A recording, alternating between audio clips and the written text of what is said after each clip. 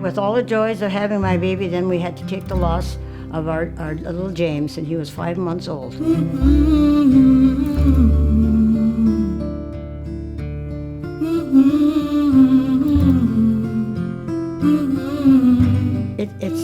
It was hard to take because he was sick at noon and died at midnight. The doctor said it was probably some type of pneumonia. And we had a case of that happened here in this country, so we know about it. And that was the hardest thing, to think that. And you know, I knew when I came home, I'd been at a ball game, and he was home with the baby. And he said, he's not feeling good. And I said, well, he was fine. I gave him a bath. He was splashing water. And, but, you know, we didn't go to the doctor all the time. I had all these kids, they all had colds. And then when I got to be closer to the evening, I got him to go to sleep. And I looked in the bed in the buggy and I said, Dad, this kid's dying. His eyes were turned back. So put him in then we had to go and get somebody to stay with our kids. They were too young to stay alone. This is in February. And Norbert came over and Claire came over and stayed with 2 kids. And then we went on to Devil's Lake, but he died on the way down. Now, how quick can anything like that happen? It's just unbelievable. So, turn around, come back home. So empty, it's a real empty feeling, but you just have to go on because I had other kids, see? And that's just the way it is.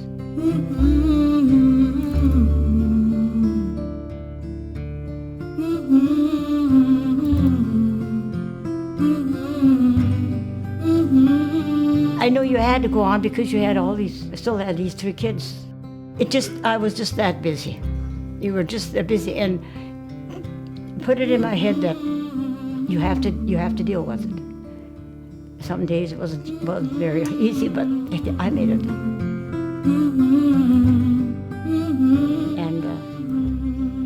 And I said, after a while, when you have more kids and they grow up and they're busy and they're working, you get over it. You better get over it, because then you're in for trouble. And I just couldn't see this. Same way when my husband died. You just have to deal with it. You have to, you know, it's hard.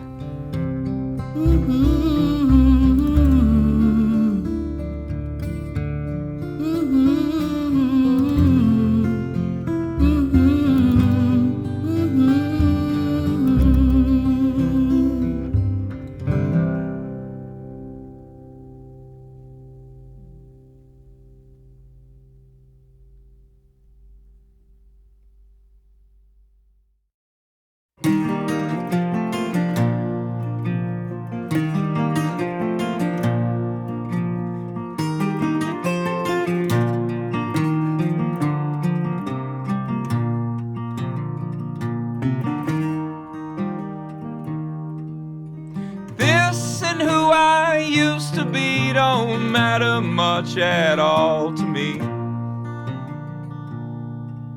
The pit you dug to plant your feet's a far cry from my destiny. Not even the clouds, not even the past, not even the hands of God could hold me back from you.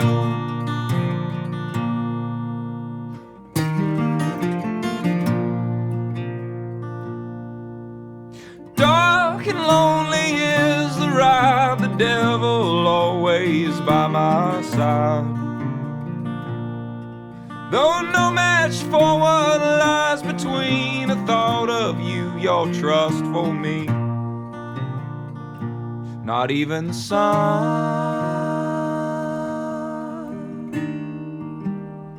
a bullet from a gun.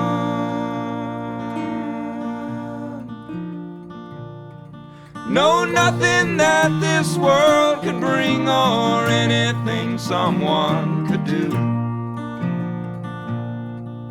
could hold me back from you. I went to a lot of trips. I like it, but I was so glad to be back home. And I think that's because we were born in this situation, you know. I would think it'd be interesting if we could see or know a little more about when my dad came to North Dakota, because I don't know. I don't see how they lived. I thought I had it good compared to what they had. They had nothing. They just came up here and started farming. I just can't believe it. No count of gold placed in my hand, the largest find of the greatest sum. Though some would say it ease our pain, we know that it can't be done. Not even the sun,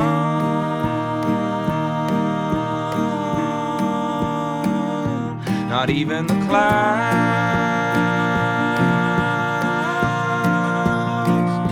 not even the past.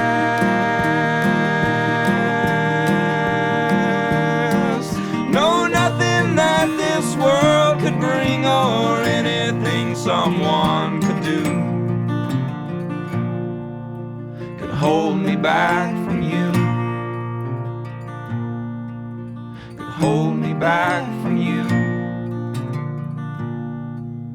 could hold me back from you. Well, I really can't tell you much about a train. I've never been on a track before. Walked one. I rode Amtrak, but never on this. So that's all I know about a train.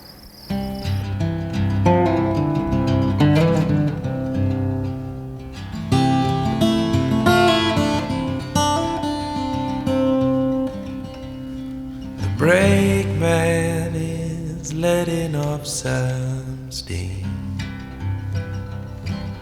This has to be the slowest train that I have ever seen. And I can remember that when the train, they did take passengers, you know, for people. And they called it the Galloping Goose. And that was a good name for it because it was the most horrible ride that I ever had. Watch the wheels. Bumpy, bumpy. Watch the wheels go. And when my folks came to North Dakota, that's how they came on the train. Roll on, oh little train. Brakeman, blow your whistle, throw your weight upon the chain. Make way for whatever will be, will be. Between the Sandman, the brakeman, and me. Well, it meant a lot to the farmer because that's where all the only way you could move grain. They didn't truck it like they do now. Deliver me my dream. And there was a time when they cut it out for a couple of years, and it just didn't seem right. And I was so happy when I heard that their train was coming back because I just loved that sound of that whistle. I'm not the one that would give advice to farmers because I think they have learned a lot, and with their machinery, they can just about do anything. But to tell a young fella that's going to say, I want to farm, there's no way that he can start farming unless he has a dad that can set him up. You go along with what's going on in the world, and don't try to get everything at one time. Take your time and watch your, don't go into it bigger than what you can afford to, because that has killed many a farmer. Brakeman, blow your whistle, throw your weight upon the chain. Don't make way, whatever will be, will be. For the Sandman, the brakeman, and me. Roll on, oh little train. Brakeman, blow your whistle, throw your weight upon the chain. Don't make way, whatever will be, will be. For the Sandman, the brakeman. I'm just pleased with I'm pleased with my family. I really am. But I think you're doing it for the grandchildren, all the kids, for something to look back at, because they can look at it and see it where we just talked.